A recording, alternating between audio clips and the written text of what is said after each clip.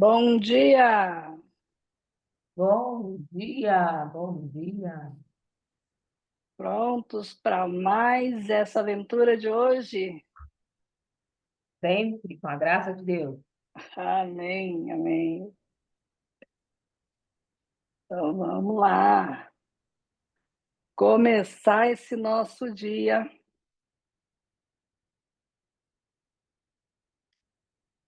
Né? Um feliz ano novo para aqueles que estão chegando aqui. Eu não os tinha visto ainda. Bom dia, Né? Sandra. Feliz ano Bom novo. dia, bom dia.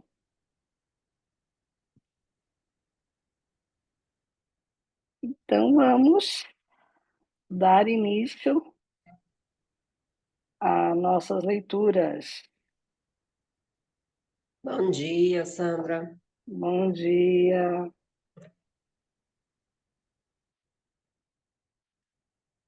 Então, hoje nós vamos ler o Salmo 21, tá? Vou fazer a oração do Salmo 21, essa oração que fala dos sofrimentos proféticos de Jesus, e os capítulos 5 e 6. Vai ser o nosso roteiro do dia de hoje. Então, iniciemos em nome do Pai, do Filho e do Espírito Santo. Amém. Vinde, Espírito Santo, enchei os corações dos vossos fiéis e acendei neles o fogo do vosso amor. Enviai o vosso Espírito, e tudo será criado, e renovareis a face da terra. Oremos. Ó Deus, que instruísse os corações dos vossos fiéis com a luz do Espírito Santo, fazei que apreciemos retamente todas as coisas, segundo o mesmo Espírito, e gozemos sempre de suas consolações, por Cristo nosso Senhor. Amém.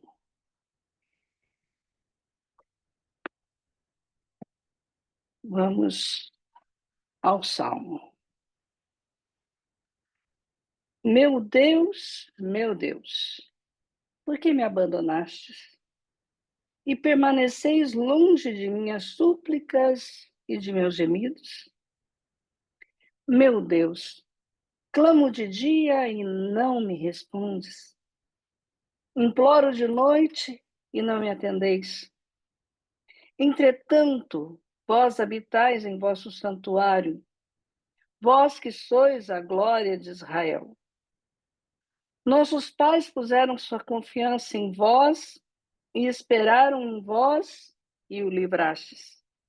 A vós clamaram e foram salvos. Confiaram em vós e não foram confundidos. Eu, porém, sou um verme, não sou homem, o opróbrio de todos e a objeção da plebe. Todos os que me veem zombam de mim, dizem, maneando a cabeça. Esperou no Senhor, pois que ele o livre, que o salve, que o ama. Sim, foste vós que me tirastes das entranhas de minha mãe. Seguro me fizeste repousar em seu seio. Eu vos fui entregue desde o meu nascer. Desde o ventre de minha mãe, vós sois o meu Deus. Não fiqueis longe de mim, pois estou atribulado. Vinde para perto de mim, porque não há quem me ajuda. Cercam-me touros numerosos, rodeiam-me touros de Baçã. Contra mim eles abrem suas fauces, como um leão que ruge e arrebata. Derramo-me como a água, todos os meus ossos se desconjuntam.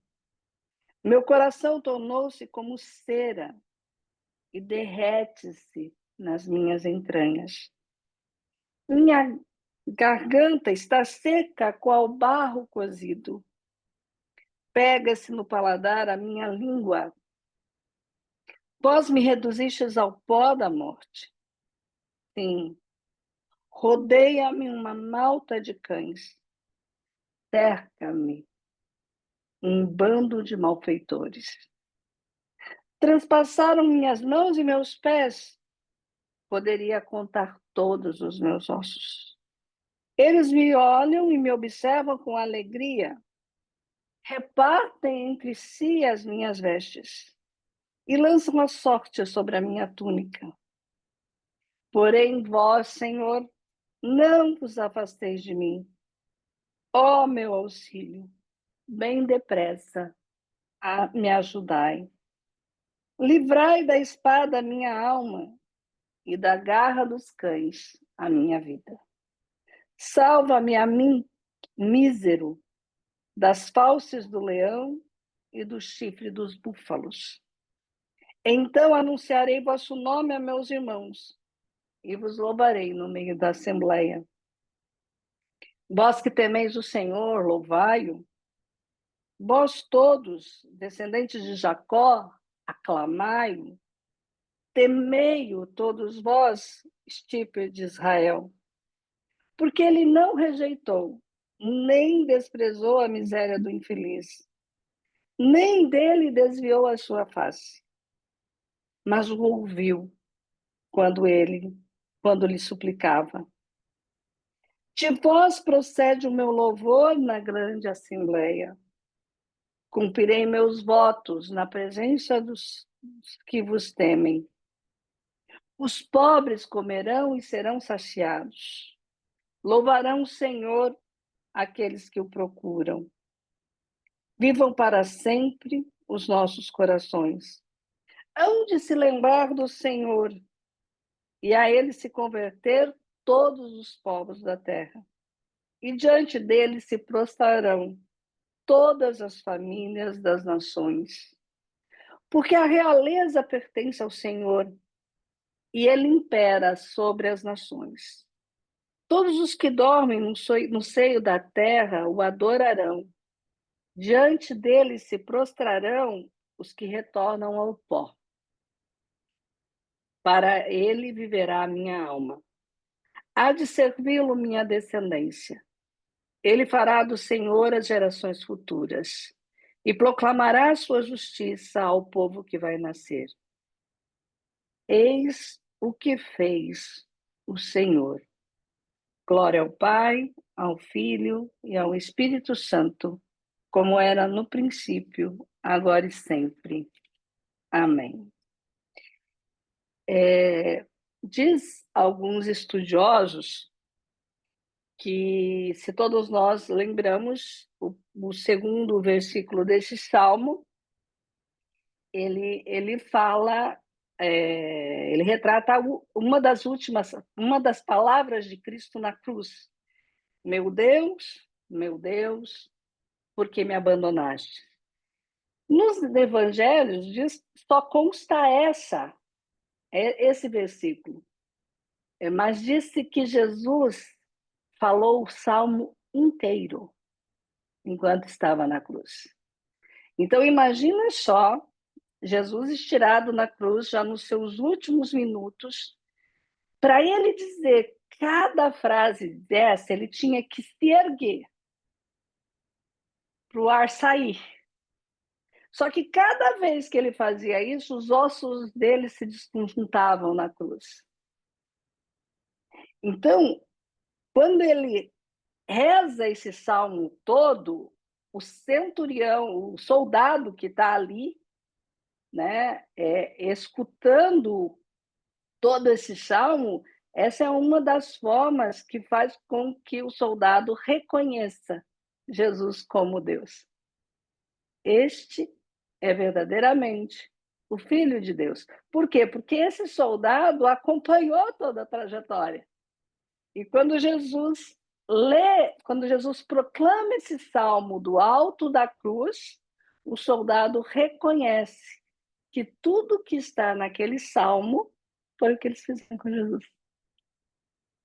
Então, esse salmo é um dos salmos que revela o Messias na cruz. É o salmo da revelação do Messias que foi todo proclamado por Jesus já quando já não tinha mais ar em seus pulmões, quando seus ossos estavam todos triturados e todos podiam ver a verdade desse salmo acontecendo ali. Então, vamos para a leitura do Evangelho, né? Capítulo 5. Né? Tem alguém que está aqui hoje que não esteve nas outras, ou que só assistiu às outras lives? Não? Eu Eu, só Eu, assisti. a Eu, Marlene. Tânia. a Tânia. Ok, o que levou vocês a decidirem assistir, a vir aqui, a Gisele também, Eu não acordar às estava em 6 horas? casa. Eu, Marlene, Oi? não estava em casa. Eu cheguei ontem à Não, noite. não. O que levou vocês a vir hoje? Ah, não, porque eu quero entender a Bíblia melhor. Eu nunca parei para ler a Bíblia inteira. Legal, legal. Eu Tânia, sempre, você? eu sempre tive vontade de fazer essa leitura da Bíblia e acredito que foi uma das coisas que eu estava pensando já em fazer esse ano, por vários chamados com padres. E aí, quando você chamou, eu falei, então vamos, é uma oportunidade. E eu não Legal. acompanhei os outros dias, mas ao vivo, mas eu fiz certinho e foi de grande valor e uma compreensão muito grande. Obrigada. Obrigada, Tânia. A Gisele disse que foi compreensão, né, da Bíblia, né? Então, vamos lá. O processo de Genezaré. Passaram outra da margem do lago, ao território dos Gerazenos, assim que saíram da barca. Um homem possesso do espírito imundo saiu do cemitério, onde tinha seu refúgio, e veio-lhe ao encontro. Não podiam atá-lo nem com cadeia, mesmo nos sepulcros, pois tinha sido ligado muitas vezes com grilhões e cadeias, mas os despedaçara e ninguém o podia subjugar. Sempre, dia e noite, andava pelos sepulcros e nos montes, gritando e ferindo-se com pedras. Vendo Jesus de longe, correu e prostrou-se diante dele, gritando em alta voz: Que queres de mim, Jesus, Filho do Deus Altíssimo? Conjuro-te por Deus que não me atormentes. Então, percebe aqui que no Marcos, ele deixa bem claro, né, que os espíritos impuros reconhecem o poder de Jesus. Então, Marcos sempre vai querer mostrar o poder de Jesus. Marcos sempre vai querer mostrar que todo o universo, tudo está sobre o poder de Jesus Cristo. E Jesus lhe dizia: Espírito imundo, sai deste homem. Perguntou-lhe Jesus: Qual é o teu nome? Respondeu-lhe: Legião é o meu nome, porque somos muitos. E pediam-lhe com insistência que não o lançasse fora daquela região. São espíritos imundos que Marcos deixa claro que reconhecem o poder de Jesus e que reconhecem que devem estar submetidos a ele. Ora, uma grande manada de porcos andava pastando ali junto do monte. E os espíritos suplicavam-lhe: Manda-nos para os porcos, para entrarmos neles. Jesus vos permitiu.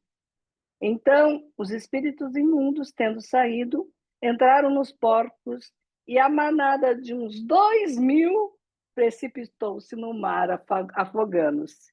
Marcos deve ter ficado, ou Pedro, né, deve ter ficado lá contando, um por um pulando, né?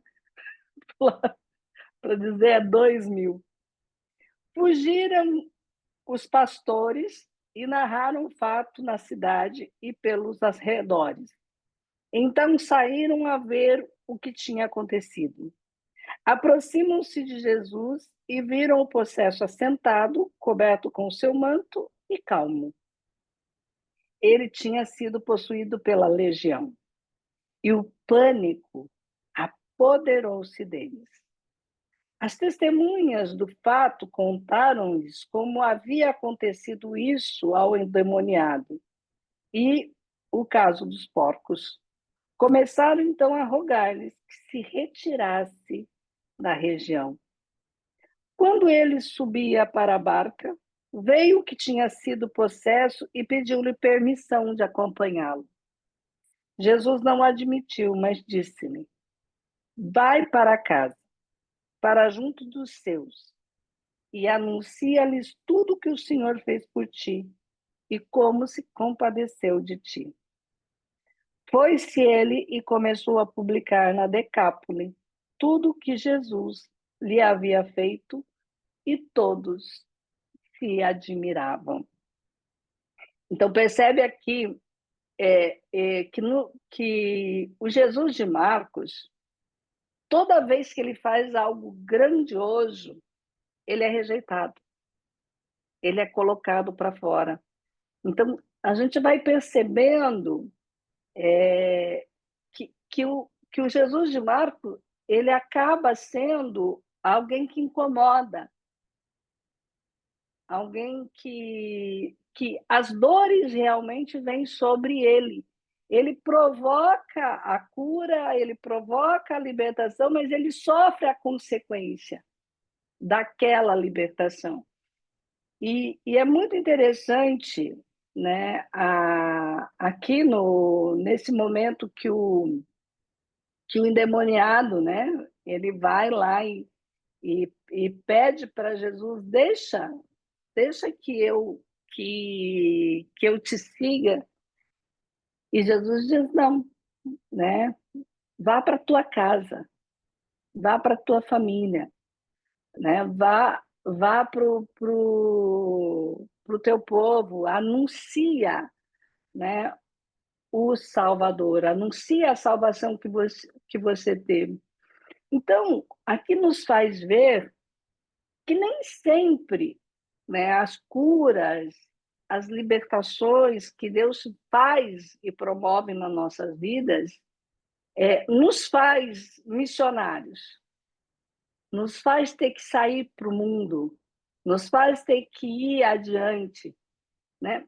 Muitas vezes, o milagre que é feito na sua vida, a libertação que é feita na sua vida é para você curar sua família, é para você curar sua comunidade, é para você ser sinal da presença de Deus onde você está, no lugar que você está.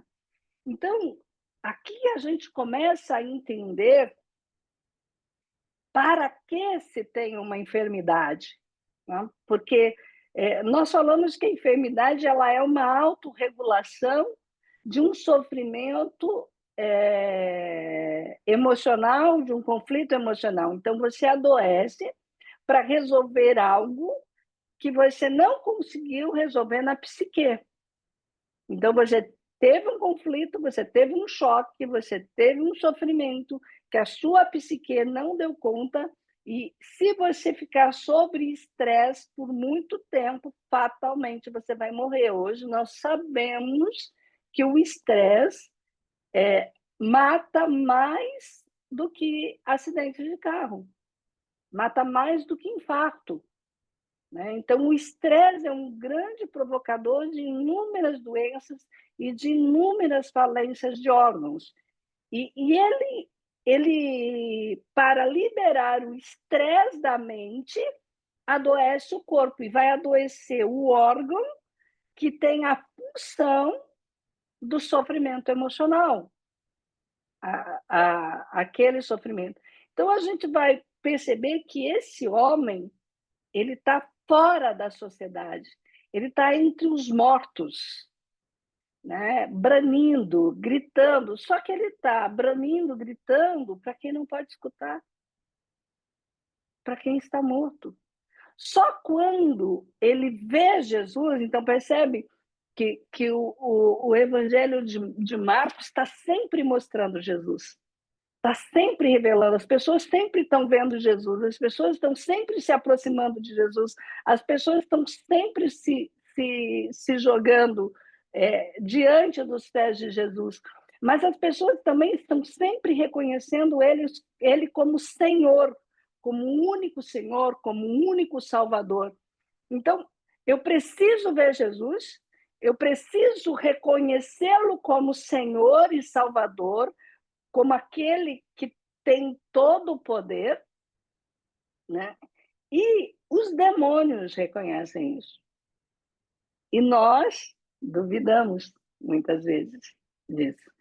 E, então, nós precisamos parar de falar a mortos, de estar entre mortos, e nos apresentarmos diante de Jesus, mostrarmos nossas realidades, mostrarmos nossa solidão, mostrarmos nossas dores, reconhecê-lo como Senhor, porque muitas vezes a sua enfermidade que você está vivendo agora é para a glória de Deus na sua família. E enquanto você não aceita a enfermidade, você não pode se libertar dela, né? E quem já teve acesso ao release da saúde vai ver que a gente faz muito esse chamado de aceitar a enfermidade, de parar de lutar contra a enfermidade e de soltar essa enfermidade, de se desprender dessa enfermidade. E quando nós temos a coragem de soltar essa dor emocional, que não é a enfermidade, é a dor emocional que nós precisamos soltar, porque a enfermidade, ela está nos protegendo de algo. E quando você tenta resolver a enfermidade sem resolver o conflito, você põe sua vida em risco. Há um risco muito grande de morte quando você busca curar uma enfermidade sem curar a dor emocional, porque a dor emocional é muito mais intensa do que a dor física. E quando uma enfermidade, e toda enfermidade é para a manifestação da glória de Deus, você pode ser um anunciador, né, do milagre de Deus na sua vida. Então, todas as doenças, todas as enfermidades, se você olhar para elas e você vê o momento que elas surgem, se você vê o momento que você se cura, você vai ver ali uma manifestação de Deus, você vai ver ali uma manifestação do poder de Deus, e isso precisa ser anunciado primeiro para os seus e depois para os outros, né? Então, nós vamos ver aqui nesse versículo, nesse capítulo, mais uma cura. Esse é o capítulo das curas, né, de Jesus. Então, vamos lá. A filha de Jairo e a mulher doente. Tendo Jesus navegado outra vez para a margem oposta de novo afluiu a ele uma grande multidão. Ele se achava à beira do mar, e quando um dos chefes da sinagoga, chamado Jairo, se aproximou e, à sua vista, lançou-se aos seus pés, rogando-lhe com insistência: Minha filha está nas últimas. Vem, impõe-lhe as mãos para que se salve e viva. Jesus foi com ele e grande multidão o seguia, comprimindo.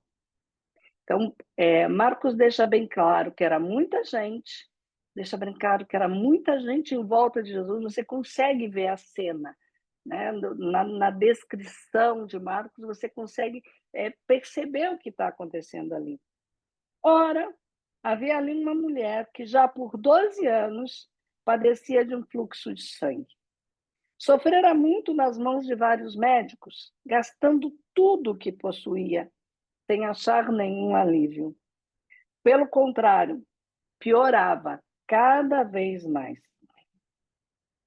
Tendo ela ouvido falar de Jesus, veio por detrás, entre a multidão, e tocou-lhe no manto. E dizia ela consigo: se tocar ainda que seja na orla de seu manto, estarei curada. Ora, no mesmo instante, se estacou a fonte de sangue. No mesmo instante, se lhe estancou a fonte de sangue. E ela teve a sensação de estar curada. Jesus percebeu imediatamente que saíra dele uma força. E, voltando para o povo, perguntou-lhe: quem tocou minhas vestes? Responderam-lhe os discípulos: vês que a multidão te comprimes e perguntas: quem me tocou?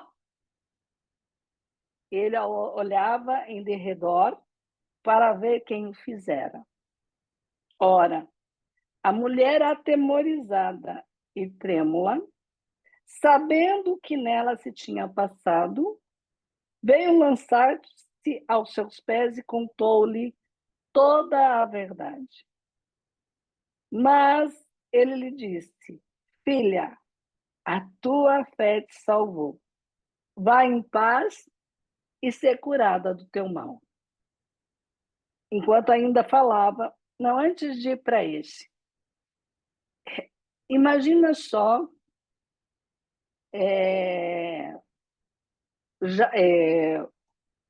Jairo do lado de Jesus, indo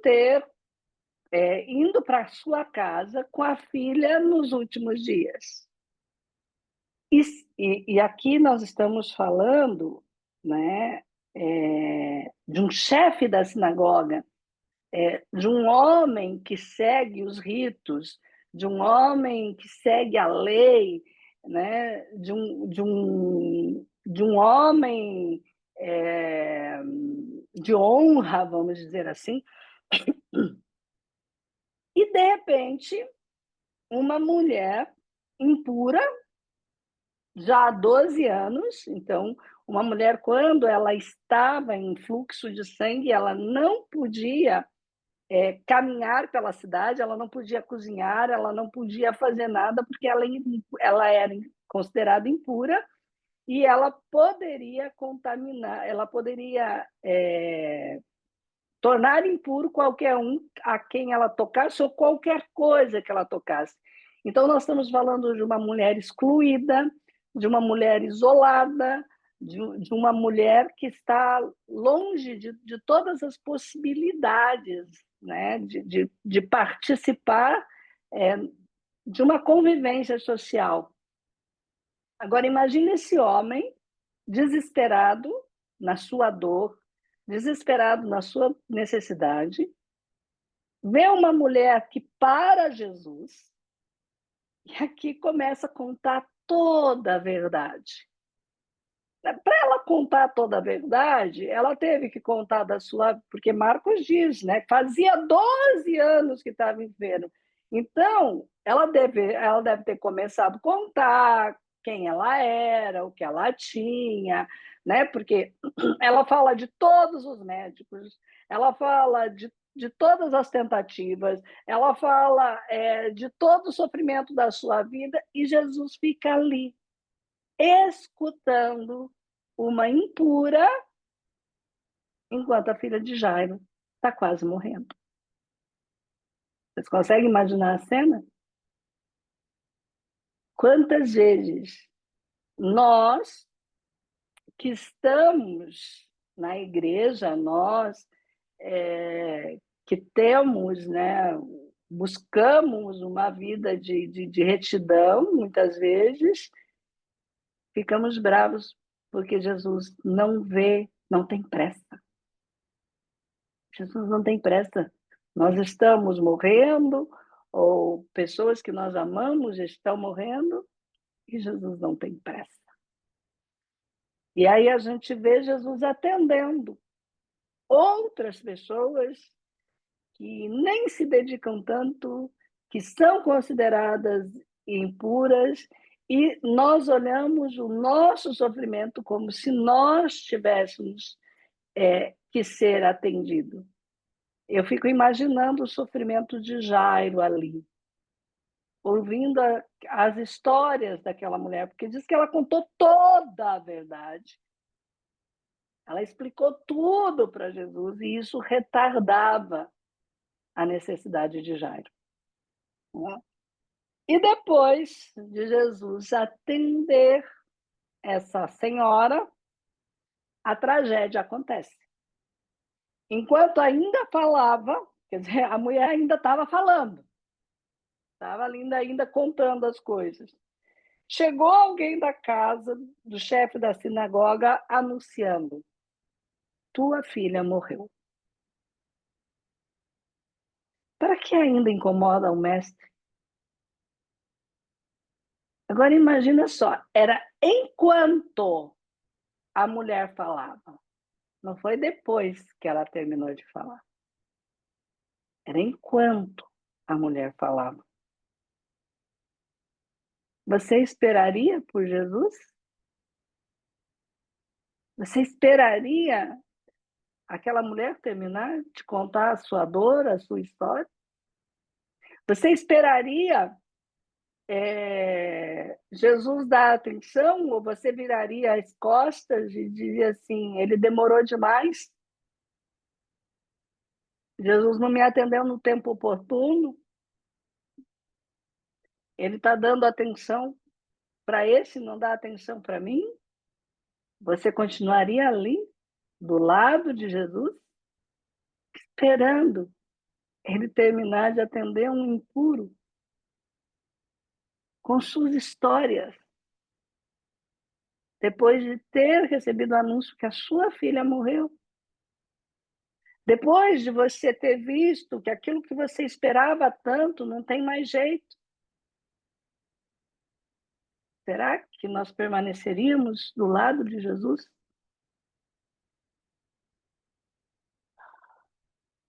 Ouvindo Jesus a notícia que era transmitida, dirigiu-se ao servo, ao chefe da sinagoga: não temas, crê somente. Ele diz isso, mas continua escutando a mulher. E só depois que a mulher conta toda a história, que eles se colocam a caminho de novo. E não permitiu que ninguém o acompanhasse, senão Pedro, Tiago e João, irmão de Tiago. Ao chegar à casa do chefe da sinagoga, viu o alvoroço e os que estavam chorando e fazendo grandes lamentações. Percebe que Jesus não quer fazer show? Ele sabe o que ele vai fazer, mas ele não deixa que ninguém acompanhe, porque não é show.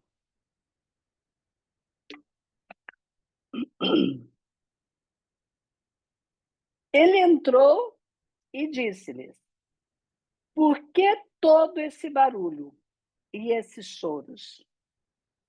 A menina não morreu, ela está dormindo. Mas riam-se dele. Contudo, tendo mandado sair todos, tomou o pai e a mãe da menina e os que levavam consigo e entrou onde estava deitado. Naquela época, né, se pagava choradeiras. Não, tem um nome próprio para isso, eu não lembro agora. E então, quanto mais rico você era, mais mulheres eram chamadas para ficar em volta, né, do morto chorando. Então se chorava, se fazia para mostrar o quanto a vida daquela pessoa era importante. E Jesus acaba com a festa.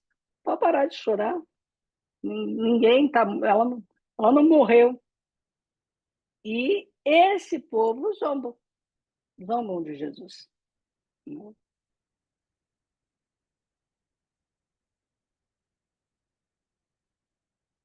Mas, contudo, tendo mandado sair todos, tomou o pai e a mãe da menina e os que levava consigo, e entrou onde a menina estava deitada. Segurou a mão da menina e disse: Talita cum, que quer dizer: Menina, ordeno-te, levanta-te. Imediatamente a menina se levantou e se pôs a caminhar, pois contava 12 anos. Eles ficaram assombrados. Ordenou-lhe severamente que ninguém o soubesse e mandou que lhe dessem de comer. Desculpa, gente. Aqui nós podemos, segundo alguns estudiosos, né, imaginar que essa menina poderia sofrer de bulimia. Ela poderia ter parado de comer, porque a ordem de Jesus é para que lhe dê comida, né? Então, ela poderia aqui ter um conflito, né, relacionado ao alimento, a se alimentar-se. Geralmente, os conflitos alimentares, eles têm a ver com conflitos maternos, com sofrimentos maternos, né? E você percebe que nesse evento aqui, né,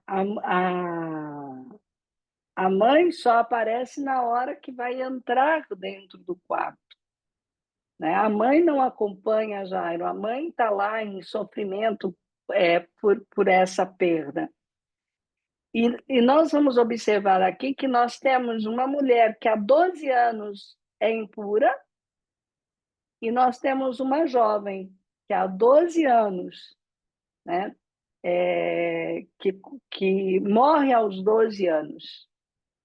Então, Jesus ressuscita uma aos 12 anos e dá a vida à outra de poder se inteirar à sociedade. Dar a possibilidade de voltar a alimentar-se, né? Porque você não vive se você não tiver a energia dos alimentos. E Jesus, antes de pô-la para andar, ele a toma pela mão.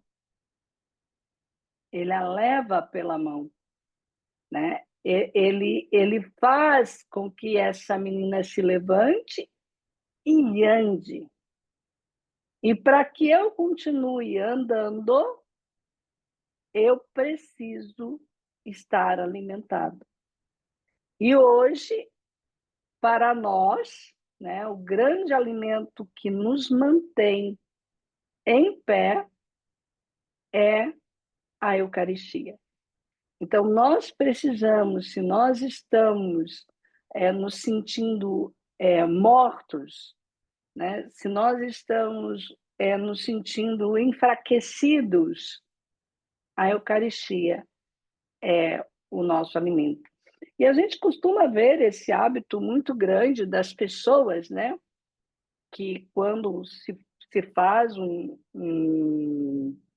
caminho, né, com Jesus sacramentado, as pessoas querendo tocar no padre, as pessoas querendo tocar na Eucaristia, mas elas nem sabem muitas vezes o que elas estão fazendo. E, na realidade, a intenção de fazer isso vem dessa mulher, né? Dessa mulher que vai e toca na orla do manto. Mas aqui tem duas coisas muito importantes. Não basta tocar na orla do manto de Jesus, né? Você precisa tocar na orla do manto de Jesus, você precisa segurar a mão de Jesus, você precisa caminhar e você precisa comer desse pão. Porque é Jesus que lhe devolve o convívio da comunidade, é Jesus que lhe devolve a vida. Né? Então, Jesus é aquele que muda a história. Né? Então, vamos lá. Jesus de Nazaré. Depois, ele partiu dali e foi para a sua pátria, seguido de seus discípulos. Então, percebe que até agora Jesus foi o grande, Jesus foi o que fez milagre, multidões iam até eles, multidões se lançavam aos seus pés, o poder de Jesus se manifestou. Vamos ver o que acontece em Nazaré. Quando chegou o dia de sábado, começou a ensinar na sinagoga. Muitos o ouviam e, tomados de admiração, diziam: de onde lhe vem isso? Que sabedoria é essa que lhe foi dada? E como se operam por suas mãos tão grandes milagres? Não é ele o carpinteiro? O filho de Maria? O irmão de Tiago, de José, de Judas e de Simão? Não vivem aqui entre nós também suas irmãs? E ficaram perplexos ao seu respeito. Mas Jesus lhes dizia: um profeta só é desprezado na sua pátria, entre os seus parentes e na sua própria casa. Não pôde fazer ali milagres algum. Curou apenas alguns poucos enfermos, impondo-lhes as mãos. E admirava-se ele da desconfiança deles. E ensinando, percorria as aldeias circunvizinhas. Percebe aqui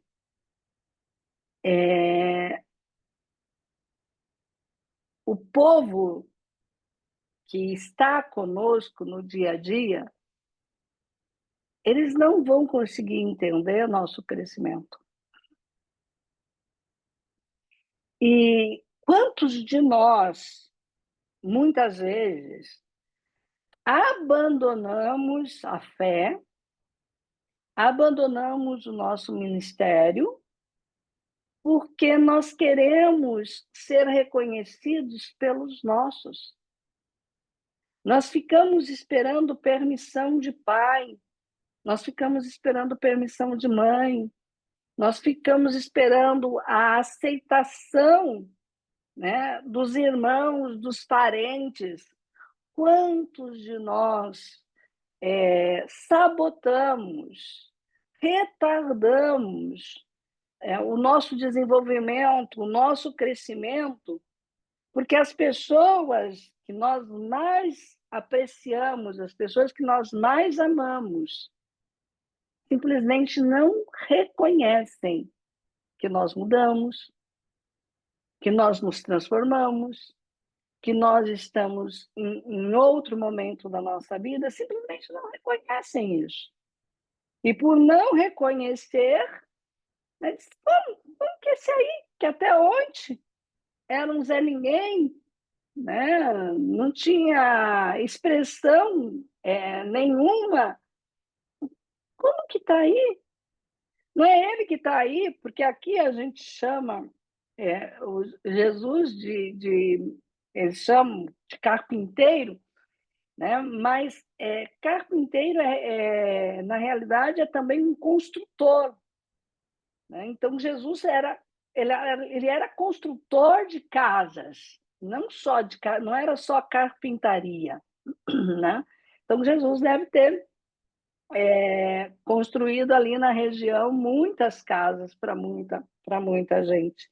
Então, as pessoas conheciam Jesus, mas para aquelas pessoas, Jesus era comum. Jesus era um simples homem. E para quantos, né? Jesus ainda é um simples homem. Quantas pessoas ainda olham para Jesus e não reconhecem esse poder que Marcos quer nos apresentar, essa divindade que Marcos quer mostrar que Jesus tem. E se você não reconhece Jesus como seu Senhor, você pode beijar Santíssimo, você pode tocar a ola, você pode fazer o que você quiser. Jesus não fará milagres na sua vida. Ou você reconhece o senhorio de Jesus, ou você reconhece que Jesus é Deus e também é homem.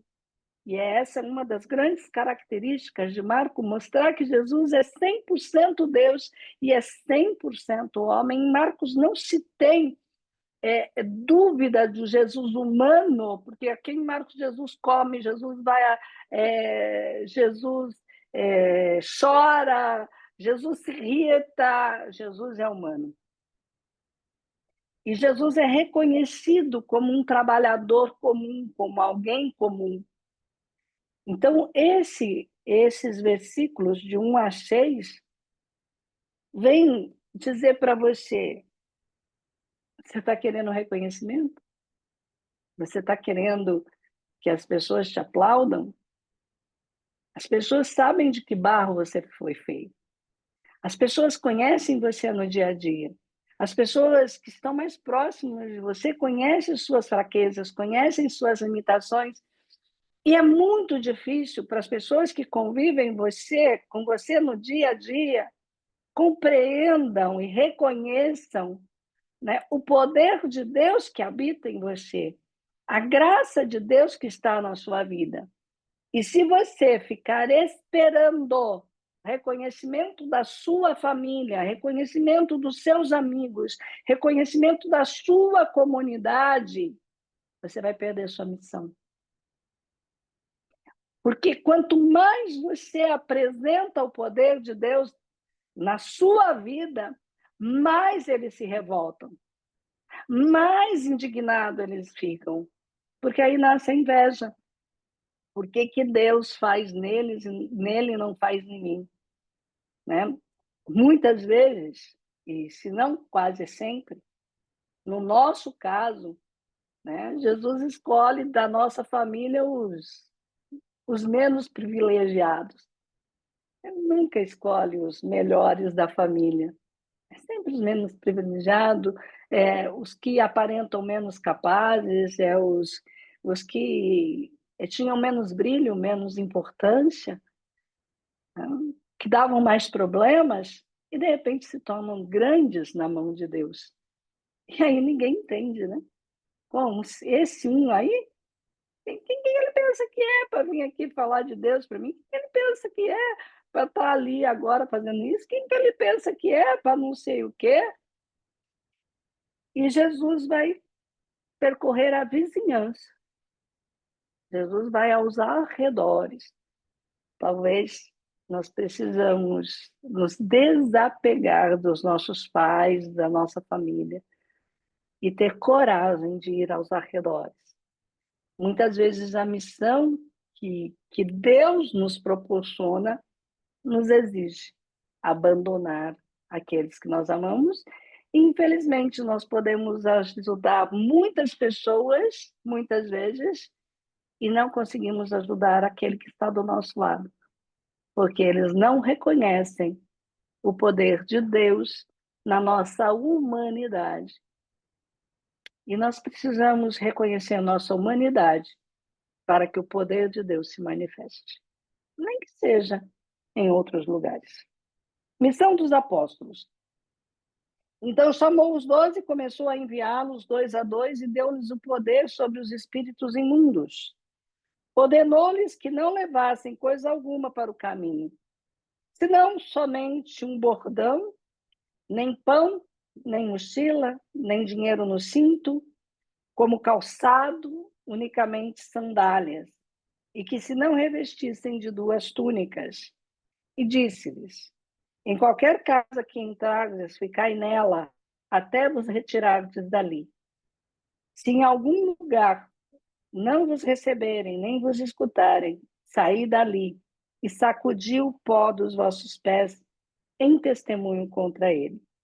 Eles partiram e pregaram a penitência, expeliam numerosos demônios, ungiam com óleo e curavam e muitos enfermos e os curavam.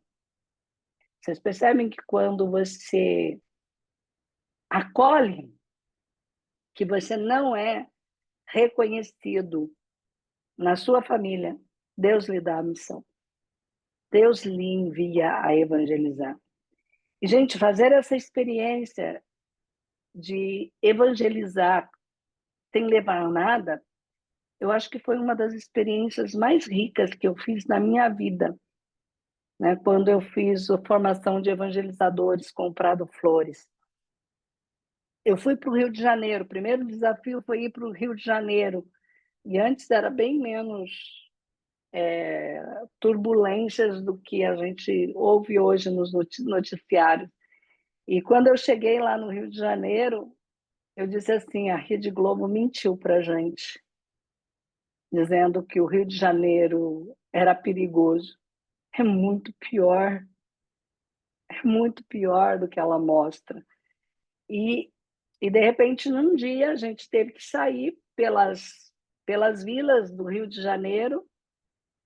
Nós entramos num lugar que eles chamam de joelho de porco, né? que é uma tripinha de muitas casas juntas no meio de um bairro, e ali estão muitas pessoas, às vezes, com um poder aquisitivo muito baixo. E eu me lembro, a primeira casa que eu entrei, estava de cama uma criança com uma alergia no corpo todo, e nós começamos a rezar pela cura dessa criança, e quando nós estamos ali anunciando o evangelho, enquanto estamos falando, entra um jovem com um tênis na mão, entra um jovem, pega um tênis na mão, e a gente percebe ali uma troca, né, de mercadorias ali. E naquele momento você acolher aquela família sem julgar, sem condenar, sem dizer se está certo ou errado, rezar por aquela criança. Aquela criança, eu não sei se depois que nós saímos dali ela se curaram, não tenho essa informação.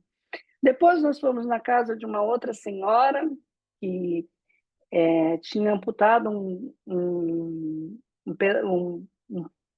pé, estava com muita dor, com muito sofrimento, e aí nós ali anunciamos o evangelho, rezamos e as dores sumiram imediatamente. E nesse contexto, uma jovem, então, conta que está com problemas na família e pediu para que a gente fosse no dia seguinte lá evangelizar para a família dela, mas era um problema muito pesado. E aí nós fomos embora, voltamos no outro dia, e realmente nós vivemos isso, comer o que nos davam, beber água se nos ofereciam. Então, nós podíamos comer se nos oferecesse. E eu me lembro que quando eu voltei lá, eu cheguei para o pessoal que estava comigo, a gente, não vamos naquela casa, não. Vamos virar aqui. Aí nós viramos e entramos numa outra casa e começamos a evangelizar. No meio do caminho da evangelização, a jovem aparece lá. Era a casa da jovem. Eu pensei que ela morava do outro lado, e eu virei para o outro lado não querendo ir na casa da jovem, e a gente estava na casa da jovem. E a passagem que eu usei para evangelizar era exatamente o conflito que eles estavam tendo naquele momento, né? Então, você consegue perceber, quando você se lança em missão, o quanto que Deus pode fazer na sua vida, né? E ali a gente presenciou curas de coluna, a gente presenciou as pessoas se é, recebendo a palavra de Deus, que não recebiam. Deus faz a sua obra.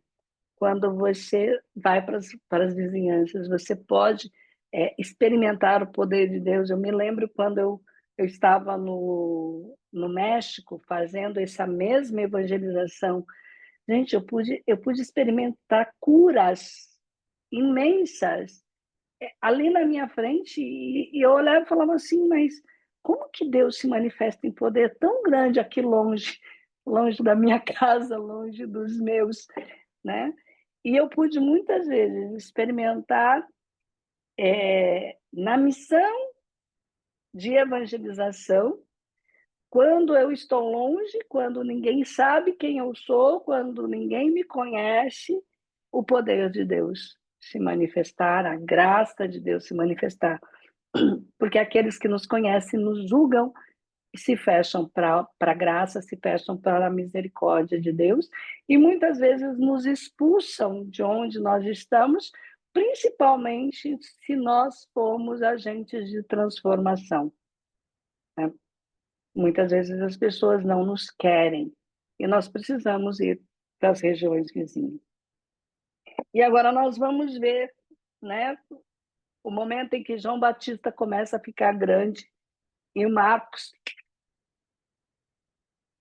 decapita João Batista. João Batista é decapitado, porque no Evangelho de Marcos só Jesus é o grande. O rei Herodes ouviu falar de Jesus, cujo nome se tornava célebre, e dizia: João Batista ressurgiu dos mortos, e por isso o poder de fazer milagres opera nele. Uns afirmavam: é Elias, diziam outros: é um profeta como qualquer outro. Ouvindo isso, Herodes repetia: é João, a quem mandei decapitar. Ele ressuscitou. Pois o próprio Herodes mandara prender João e acorrentá-lo no cárcere por causa de Herodíades, mulher de seu irmão Felipe, com o qual se tinha casado. João tinha dito a Herodes: não te é permitido ter a mulher de teu irmão. Por isso, Herodíades o odiava e queria matá-lo, não conseguindo, porém, pois Herodes respeitava João, sabendo que ele era um homem justo e santo, protegia-o, e quando o ouvia, sentia-se embaraçado. Mas, mesmo assim, de boa mente o ouvia. Chegou, porém, um dia favorável em que Herodes, por ocasião de seu natalício, deu um banquete aos grandes de sua corte, aos seus oficiais e aos principais da Galileia. A filha de Herodíades apresentou-se e se pôs-se a dançar com grande satisfação de Herodes e dos seus convidados. Disse o rei à moça: pede-me o que quiseres, e eu te darei. E jurou-lhe: tudo o que me pedires te darei, ainda que seja a metade de meu reino. Ela saiu e perguntou à mãe: que hei de pedir? E a mãe respondeu: a cabeça de João Batista.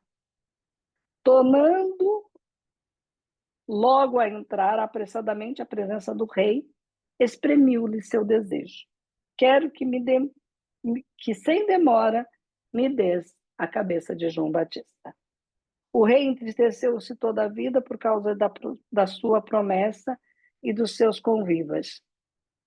Mas por causa da sua promessa e dos seus convivas, não quis recusar. Sem tardar, enviou um carrasco com a ordem de trazer a cabeça de João.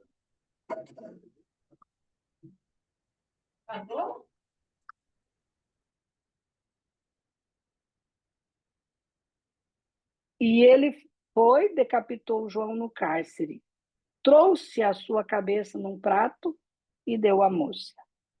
E esta entregou a sua mãe. Ouvindo isso, os seus discípulos foram tomar o seu corpo e o depositaram num sepulcro. Aqui a gente tem alguns detalhes. Herodes gostava de ouvir a João, mas não mudava a sua vida, mas não se convertia. Então, quantos gostam de ir num grupo de oração? Quantos gostam de ouvir um bom pregador? Quantos gostam de grandes orações de cura, libertação? Quantos gostam de ver os milagres, os prodígios, se derretem, se emocionam, mas não mudam sua vida? Não têm coragem de transformar sua vida. Quantos têm a oportunidade de mudar a sua vida diante de uma oferta, diante de uma oportunidade, e não mudam porque vão ouvir os outros. Vão perguntar para os outros o que deviam fazer, vão perguntar para os outros o que deveriam querer. O que você quer para eu querer também? O que você não quer para eu também não querer?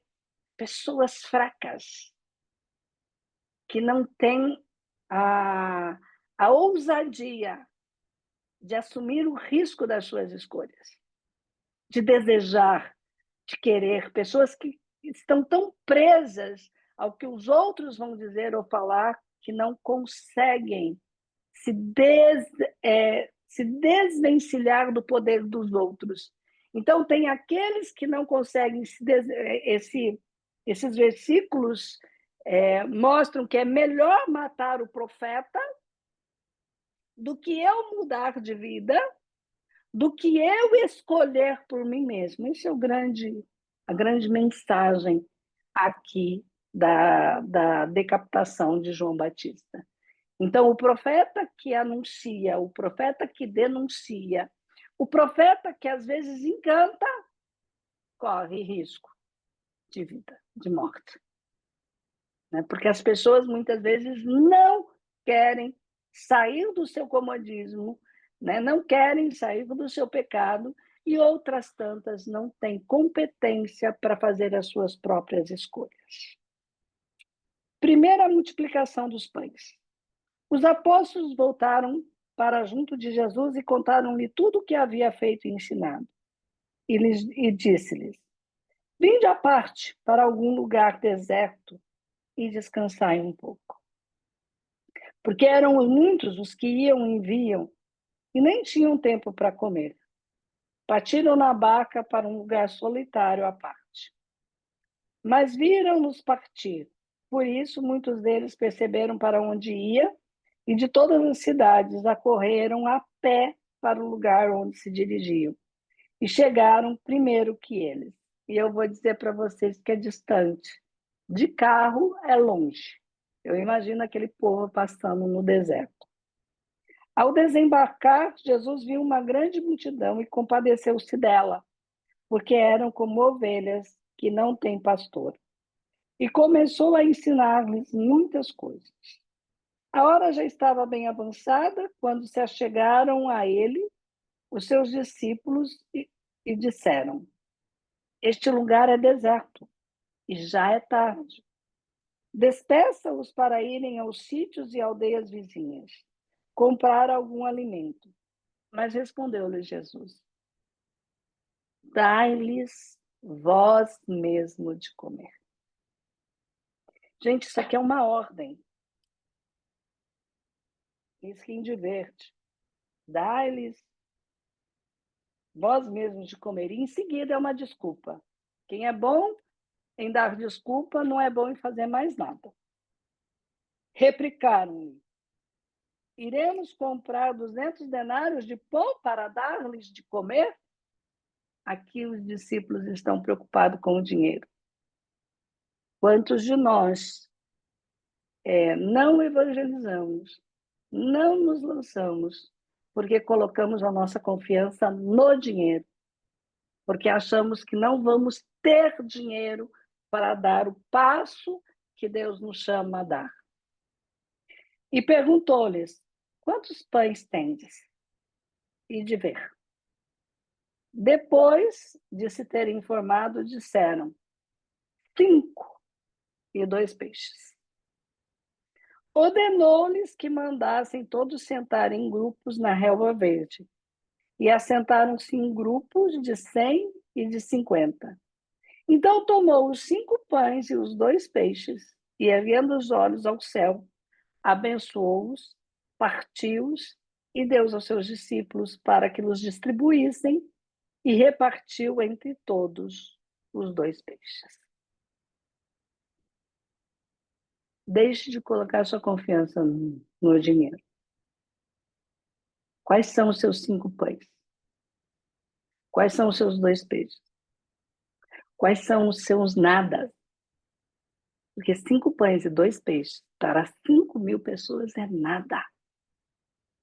Então, se você reconhecer que o que você tem para ofertar na sua vida é nada, e você ofertar, você pode alimentar 5.000 pessoas. Então, olhe para a sua vida e vê quantos peixes estão apodrecendo e quantos pães estão endurecendo. Porque você olha para a sua vida e acha que a sua vida é um nada. Que você não tem nada para contribuir com ninguém. Que você não tem nada para dizer. Olha, se você abrir hoje o YouTube e começar a falar da desgraceira que você viveu, e começar a dizer quais foram as alternativas, ainda que sejam pequenas, ainda que você não tenha saído de todas elas, eu tenho certeza que você vai dar dicas de transformação de vida para muita gente. Então, pare de achar que o que você tem é nada, porque realmente é nada. Você tem razão. Você não vale muito, não. Você não tem muita coisa para oferecer, não. Você tem razão de pensar que o que você tem para oferecer é nada. Mas nas mãos de Jesus, alimenta 5.000 homens, sem contar as mulheres e sem contar as crianças. O seu nada, entregue a Jesus, não precisa de dinheiro. Você precisa da graça. E todo mundo que está aqui tem um celular e uma internet. Então, não justifica não apresentar a Jesus a sua vida. Todos comeram e ficaram fartos. Recolheram do que sobrou 12 cestos de pedaços, sobrou e recolheram do que sobrou 12 cestos cheios de pedaços e os restos dos peixes. Foram 5.000 homens que haviam comido daqueles pães. Imediatamente ele obrigou os seus discípulos a subirem para a barca para que chegassem antes dele à outra margem, em frente de Betsaida, enquanto ele mesmo despediu o povo. Jesus caminhando sobre as águas. E, despedido que foi o povo, retirou-se ao monte para orar. À noite, achava-se a barca no meio do lago, e ele a sós em terra. Vendo-os se fatigarem em mar, sendo-lhe os ventos contrários, foi ter com eles pela 4ª vigília da noite, andando por cima do mar. E fez como se fosse passar ao lado deles. À vista de Jesus, caminhando sobre o mar, pensaram que fosse um fantasma e gritaram, pois todos o viram e se assustaram. Mas ele logo lhe falou, tranquilizai-vos, sou eu, não vos assustei. E subiu na barca junto deles e o vento cessou. Todos se achavam tomados de um extremo pavor, pois ainda não tinham compreendido o caso dos pães e seus corações insensíveis. Aqui nesse texto de Marcos, você vê que ele é diferente de Mateus e de João, né? Porque em Mateus e João, Pedro caminha sobre as águas. Aqui Jesus caminha sobre o mar. E Marcos não está nem um pouco se importando em dizer e contar o grande feito de Pedro. Mas o que a gente precisa entender aqui? Que Jesus caminha sobre o mar. E o mar representa o diabo, representa O mal representa a turbulência. Então, Jesus caminha sobre o mar. Pedro não caminha sobre o mar. Pedro caminha sobre as águas. Porque o poder de Pedro não está sobre o inimigo. Quem tem o poder sobre o inimigo é Jesus. E aqui, Marcos quer deixar bem claro que Pedro não caminha sobre o mar. E aí, em outra passagem, nós vamos ver Pedro caminhando sobre as águas. Então, tenha essa consciência, você não tem o poder de vencer nada e ninguém, nem na vida e nem na espiritualidade, né? Mas Jesus sim tem. Novos milagres. Navegando para o outro lado, navegaram para o outro lado e chegaram à região de Genezaré, onde aportaram. Assim que saíram da barca, o povo o reconheceu. Percorrendo toda aquela região, começaram a levar em leitos o que padeciam de algum mal para o lugar onde ouviam dizer que ele se encontrava. Onde quer que ele entrasse, fosse nas aldeias, ou nos povoados, ou nas cidades, punham os enfermos nas ruas e pediam-lhe que os deixasse tocar ao menos a orla de seus vestes. E todos que tocavam em Jesus ficavam sãos. Aqui deixa-se bem claro que todos que vão até Jesus se curam. Todos os que tocam em Jesus se curam. Todos os que vão até Jesus se transformam. Então, louvemos a Deus por esse evangelho, por essas passagens. Senhor Jesus, nós queremos te louvar, te bendizer, porque tu és um Deus de poder. Tu és um Deus de misericórdia. Tu és um Deus que expulsa diante de nós aqueles espíritos imundos, sejam ele a quantidade que for, sejam ele quantos forem. Nenhum deles tem poder sobre ti, Senhor. Não há contaminações, não há mal, Senhor Jesus, que tu não possas nos libertar. E nós te louvamos e te bendizemos por todos os espíritos malignos que queres hoje afastar e expulsar das nossas vidas. E te louvamos também, te bendizemos, Senhor, porque queres tirar toda a impureza da nossa vida. E queres nos dar, Senhor, a graça de poder levantar desse leito de morte, caminhar, nos alimentarmos da sua palavra. Te louvamos, te bendizemos, porque queres, Senhor, nos quer de novo ao seu convívio. E queremos, Senhor, que tu nos dê a graça de perdoarmos todos aqueles que não reconhecem em nós a mudança, a transformação.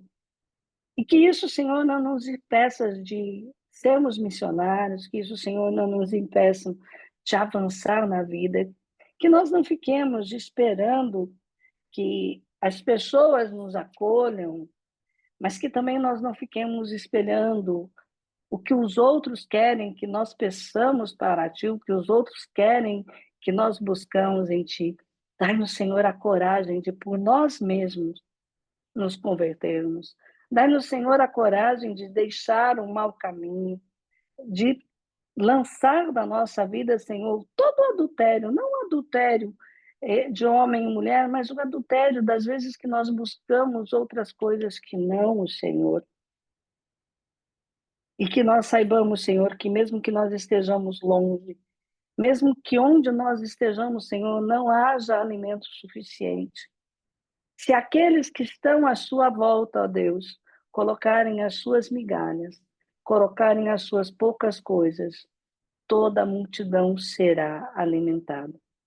Eu vos peço, Senhor, a graça de que homens e mulheres se levantem para colocar o pouco que têm a seu serviço para que nós sejamos saciados. Mas também te peço a graça, Senhor, de que eu tenha a coragem de colocar o meu pouco para que muitos sejam saciados.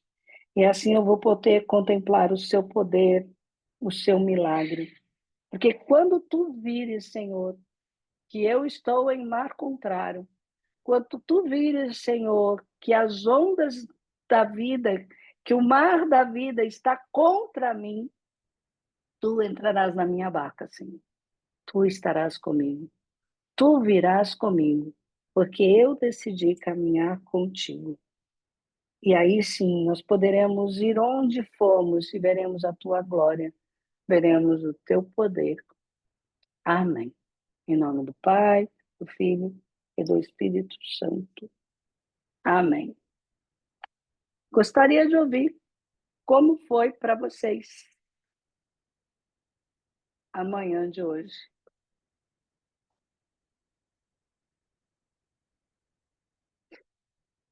O que vocês levam dessas leituras, o que o Senhor falou ao seu coração, o que despertou na sua alma. O que mais me chamou atenção hoje foi os peixes e o pão, porque nós temos um pouquinho só. Aí, às vezes, a gente acha que a gente não tem nada, mas com esse pouquinho a gente pode alimentar uma multidão. E que nós não temos esse poder de vencer nada. Mas se nós não nos colocarmos à disposição, Deus não vai realizar. Então, isso aí foi uma coisa assim que me chamou muito a atenção, me saltou os olhos essa palavra hoje, que é hoje também do Santíssimo Nome de Jesus, que só Deus salva, né? Deus salva. Então é Jesus. É esse nome que a gente precisa estar aqui, ó. O nome tem poder. Esse nome tem poder. Então é só Jesus. Jesus salva. E às vezes a gente quer salvar, por isso que a gente não faz. Porque a gente se coloca na frente na batalha. E nós não temos o poder de andar no mar, só Deus. Obrigada, Andréia. Valeu. A Adilene está dizendo aqui, magnífico. A fé, mesmo como uma fagulha, faz toda a diferença. E é bem isso. Obrigada pela partilha, Adilene. Adilene. Mais alguém quer comentar o que ele falou ao coração?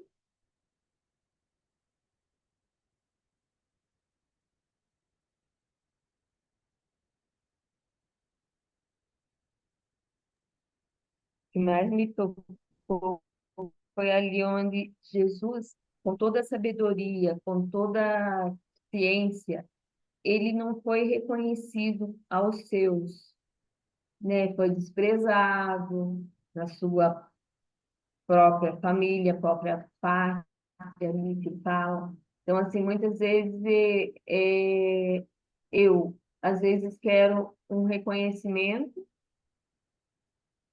que já aconteceu, às vezes, até no grupo, e eu fico esperando essa validação. Isso está dentro de mim, né? Se ele que era todo, tinha esse poder, ele pôde fazer mínimo ali para os seus que já conheciam, sabia o filho de quem era.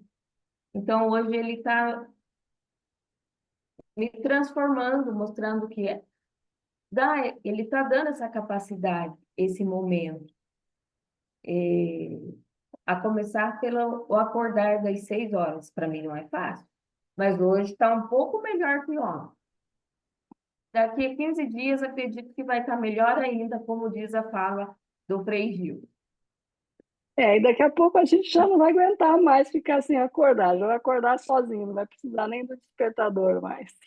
Então, acorda tu que dormes. Eu estava meio adormecida, mas cada dia é um passinho a mais. Obrigada, bom dia. Obrigada, Luzimari, bom dia. A Gisele está dizendo de uma forma intensa e certeira direcionamento. Obrigada. É um prazer, Gisele, estar aqui. O Robson, né? Entender que não somos nada, não temos nada, mas que Deus em nossas vidas diariamente faz toda a diferença. É isso mesmo, Robson. Deus faz a diferença e nós precisamos, sim, estar dispostos a mudar a nossa vida. Nós precisamos, sim, estar dispostos a deixar como Herodes, né? Herodes não teve coragem de deixar uma vida de pecado, embora lhe trouxesse prazer à presença de Deus. Então, não adianta a gente querer a presença de Deus. Às vezes, nós precisamos ser violentos na nossa vida, na nossa história, e nós precisamos mesmo ir contra todos os prazeres da nossa carne, para que a gente tenha, sim, paz de espírito e paz nesse mundo ainda.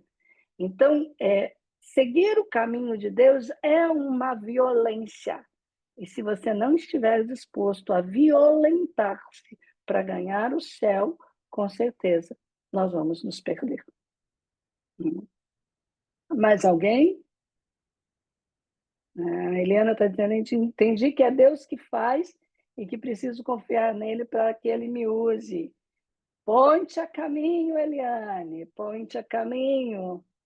Né? Porque foi no caminho, foi correndo, grudando na orla do manto, que aquela mulher foi curada, se sentindo impura, indigna, às escondidas, foi caminhando que ela se curou, foi entrando no meio da multidão, mesmo sabendo que ela podia contaminar todo mundo, mesmo sabendo que ela podia tornar impuro todos quando descobrissem que ela estava sangrando, ela foi em direção a Jesus.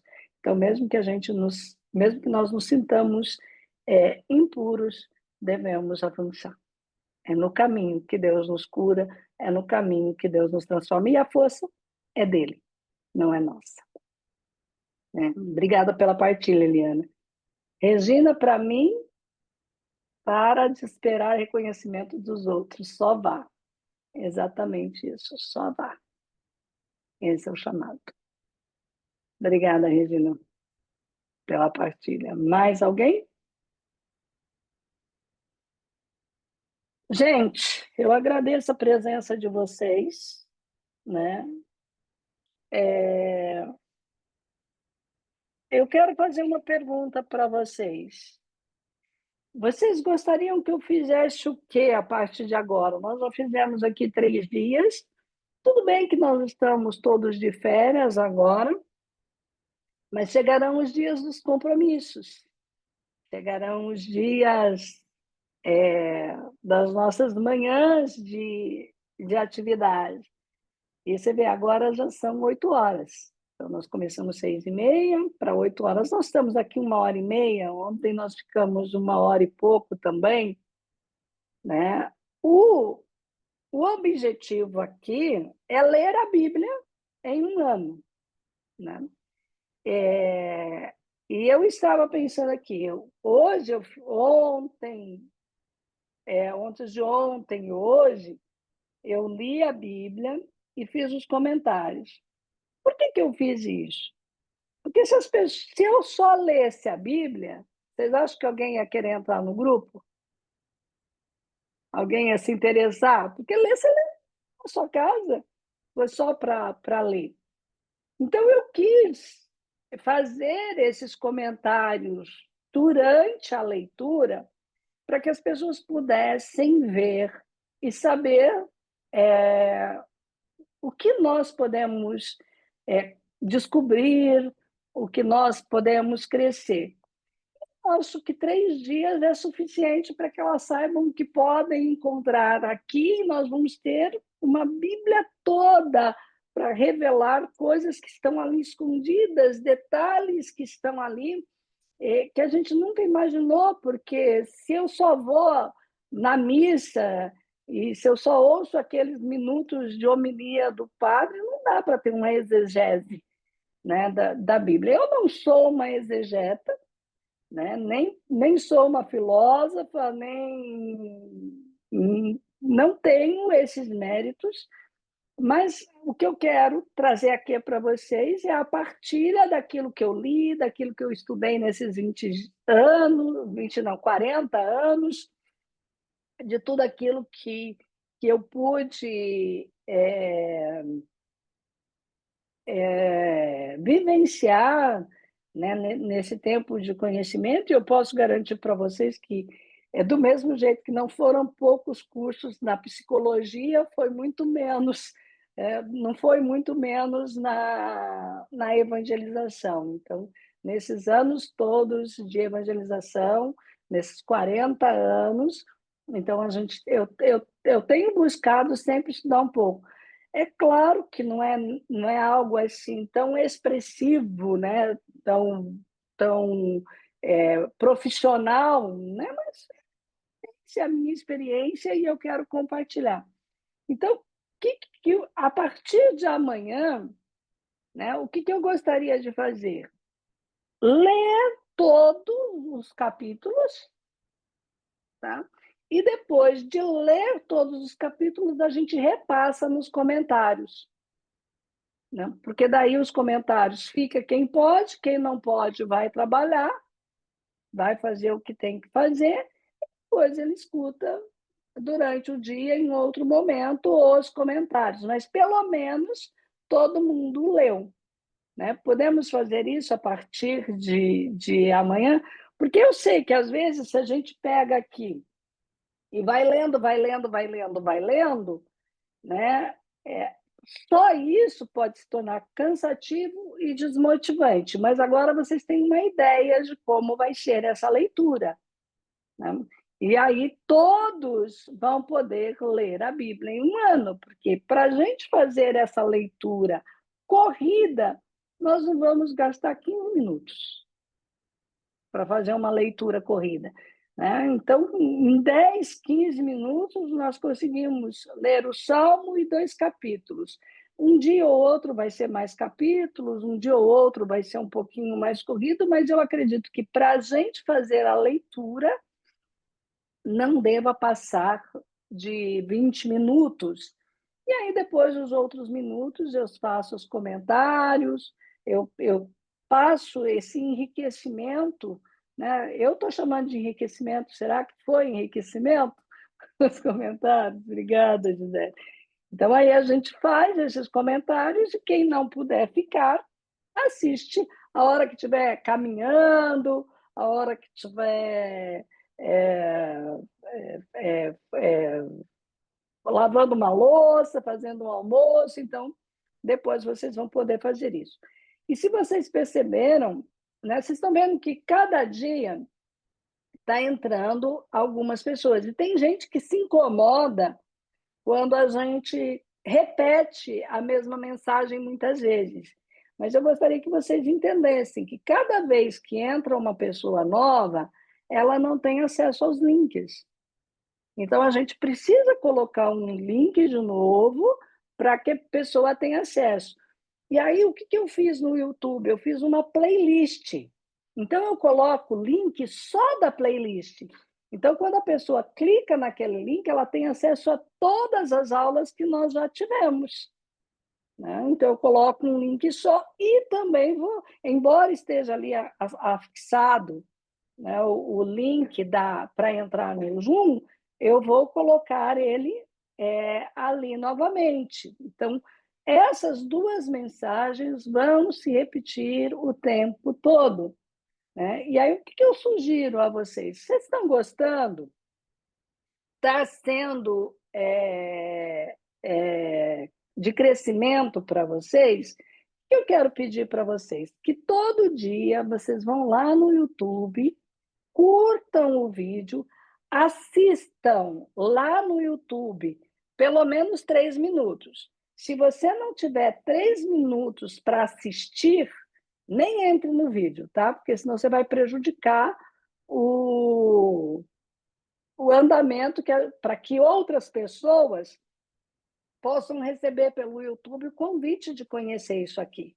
Então, se você só entrar lá e não deixar... Olha, o mínimo que você teria que deixar rodando é 1 minuto e meio, o mínimo. Né? Mas o bom seria você deixar rodando ali pelo menos 3 minutos, fazer um comentário, curtir e, se puder, encaminha para alguém. Tá? Se você faz essas 3 coisas, curte, comente e compartilha, e deixa rodar pelo menos 3 minutinhos, nós vamos poder fazer com que esse vídeo chegue a outras pessoas. Que outras pessoas possam ter esse olhar, possam, nesse ano de misericórdia, eu tenho ouvido muitos sacerdotes aí falando que é o ano da misericórdia. Não, não é o ano da misericórdia. É o ano de misericórdia. Por que é o ano de misericórdia? Porque, aliás, dizendo que é o ano da esperança. Não, não é o ano da esperança, é o ano de esperança. O que é o ano de esperança? Você é a esperança das pessoas. Então, esse é o ano de esperança para o povo de Deus, e essa esperança será você. Tá? Então, se nós fazemos isso, se nós curtimos, compartilhamos e comentamos, nós podemos nos tornar agora agentes de esperança. E esse pode ser o seu peixinho ou o seu pãozinho, né? É pouca coisa, mas pode atingir muita gente. E eu conto com vocês. Gente, beijos, um abraço, até amanhã novamente. Tchau, tchau.